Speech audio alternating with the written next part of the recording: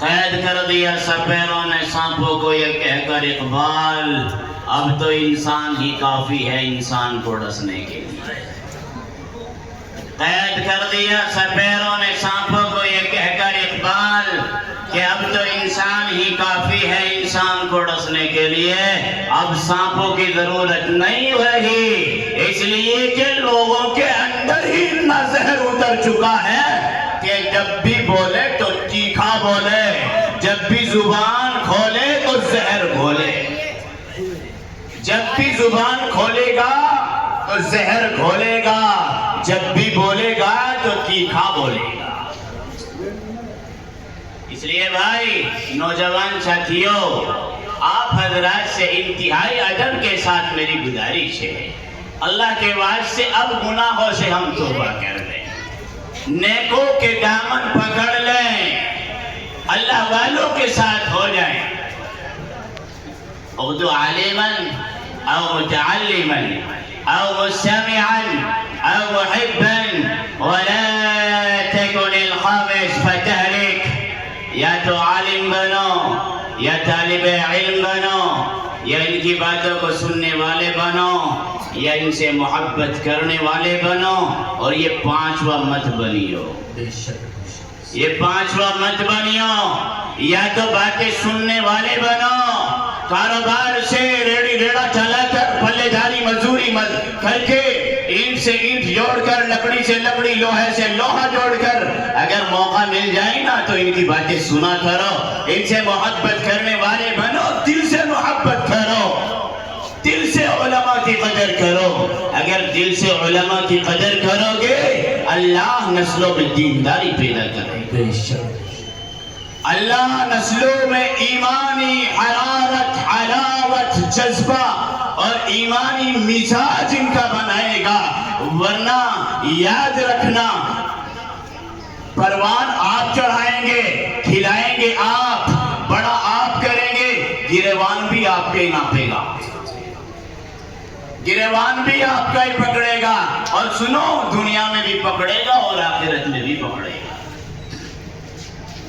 اس لیے ذرا دیکھ لو نا آج معاشرے کا حال، دیکھو معاشرے کا حال، ایک نوجوان رات میں گھر میں آتا ہے، کمرے میں جا کر کے سو جاتا ہے، لحاف اوڑھ لیا، کمبل اوڑھ لیا، کان میں لیڈ لگا لی، اور لیڈ لگانے کے بعد ساری رات موبائل دیکھتا ہے، ساری رات برہنہ اور ننگی فلمیں انسان دیکھنے میں گزار دیتا ہے، صبح کا وقت ہوتا ہے، وہ ماں کہ جس ماں نے اپنے خون کو دودھ کی صورت میں بنا کر کے پلایا، وہ باپ جس نے پلے داری مزدوری ریڑی ریڑا چلا کر کے اس کو پروان چڑھایا، اس ماں کی اس باپ کی یہ قدر نہیں کرتا۔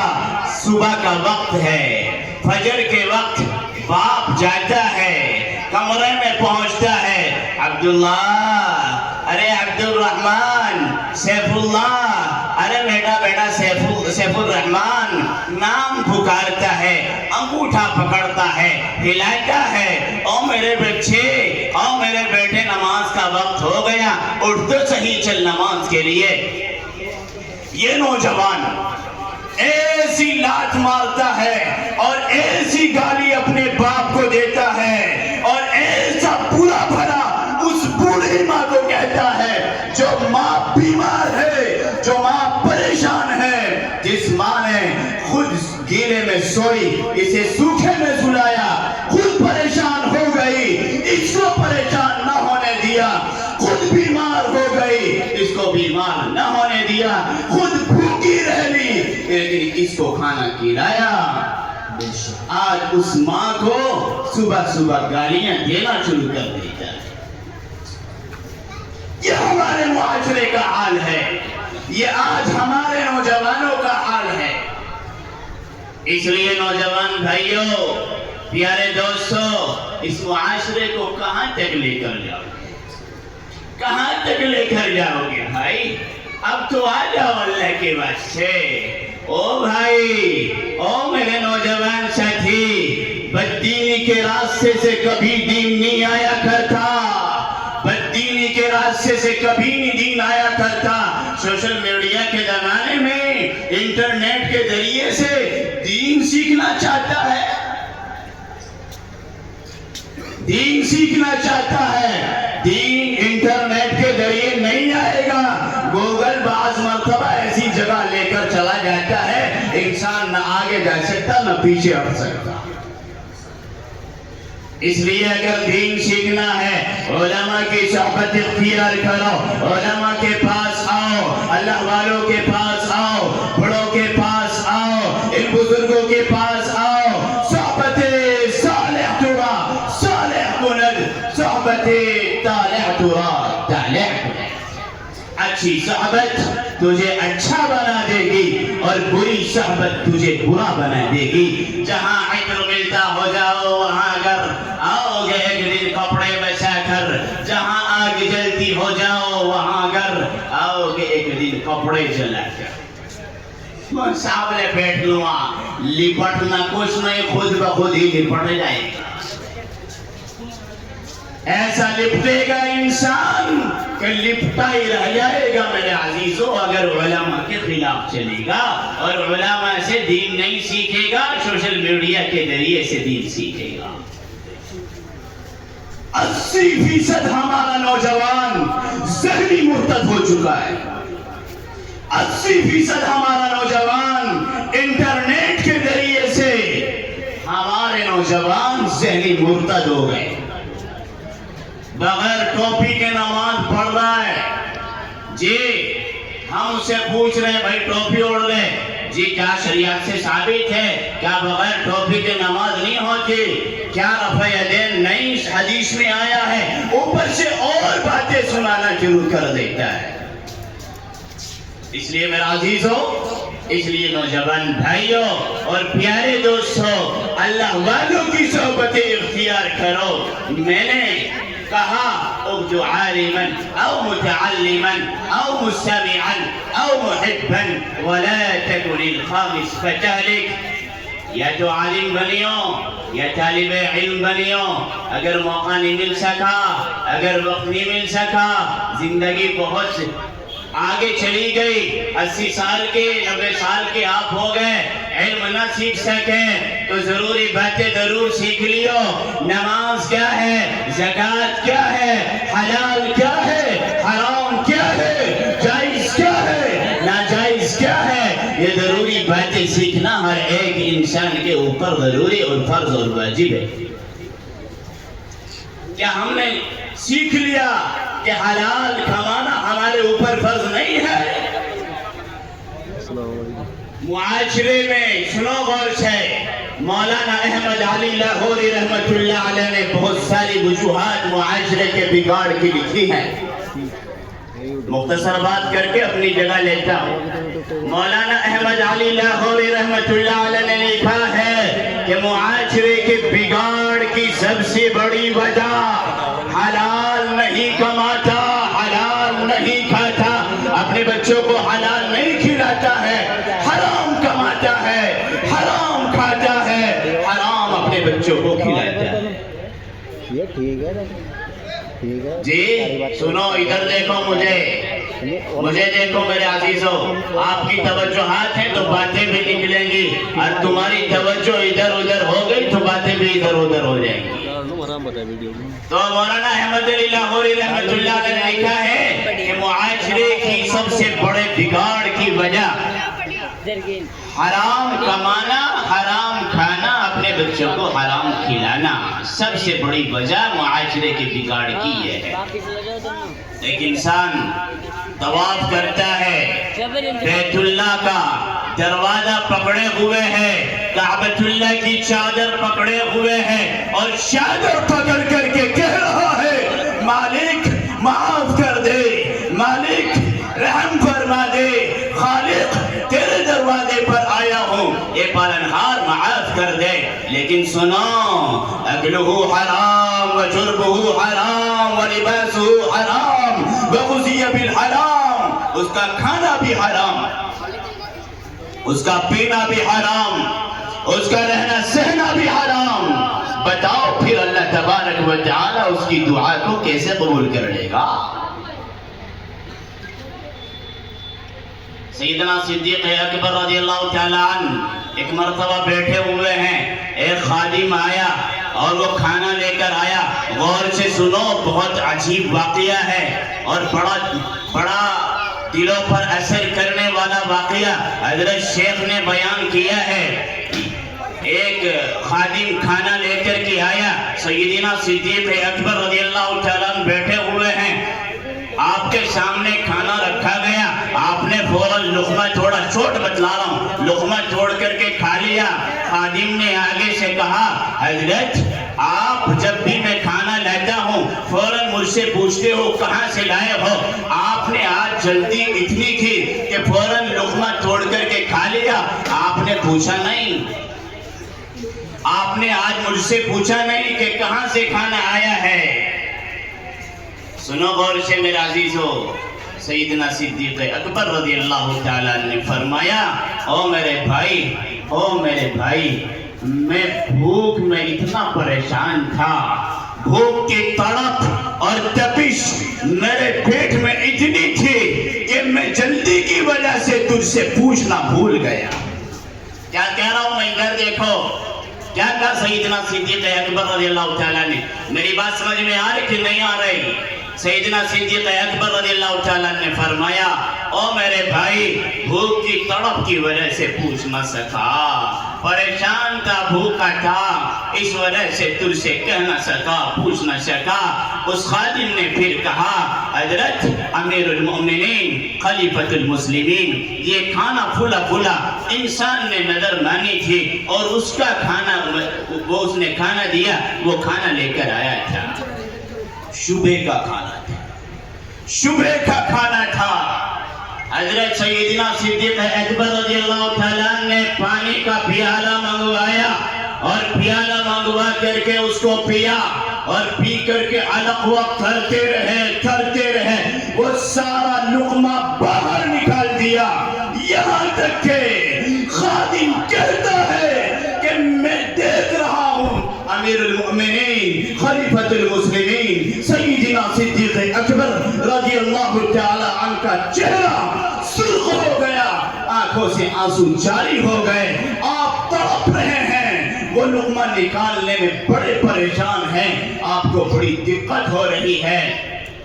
خادم نے آگے سے کہا، امیر المؤمنین خلیفۃ المسلمین، آپ تو اللہ کے بڑے قریبی ہیں، آپ اتنی پریشانی کیوں برداشت کر رہے ہیں؟ ایک ہی تو لقمہ تھا جس کو نکالنے کے لیے آپ نے اتنی پریشانی برداشت کی. سنو غور سے نیا گاؤں کے میرے بزرگ اور نوجوان ساتھیوں، سیدنا صدیق اکبر رضی اللہ تعالیٰ عنہ کا یہ جملہ اپنے دلوں پر لکھ لینا. یہی جملہ سنانے کے لیے میں نے یہ واقعہ سنایا. سیدنا صدیق اکبر رضی اللہ تعالیٰ عنہ نے فرمایا، او میرے بھائی، او میرے عزیز، اگر اس لقمے کو نکالنے کے لیے آج ابو بکر کی جان بھی چلی جاتی تو ابو بکر جان دے دیتا، لیکن اس لقمے کو نکال کر کے ہی دم لیتا.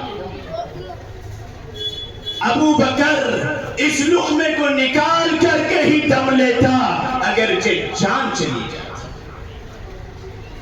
اس لیے نوجوان بھائیوں، ایک تو گناہوں سے توبہ کرو، معاشرے کو اچھا کرو، حلال کماؤ، حلال کھاؤ، حلال اپنے بچوں کو کھلاؤ. دوسری وجہ حضرت مولانا احمد علی لاہوری نے لکھی ہے کہ بے نمازی عورت کے ہاتھ کا بنا ہوا کھانا کھاتے ہیں، اس وجہ سے معاشرے میں بگاڑ ہے.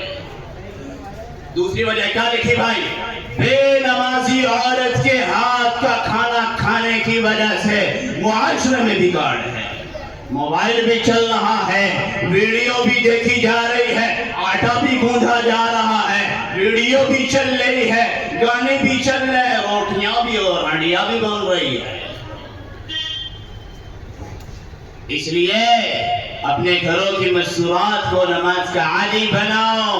او میرے بھائی، اگر نماز کا عادی آنے والی جنریشن، قوم اور نسل کو بنانا چاہتے ہو تو تمہیں نمازی بننا پڑے گا۔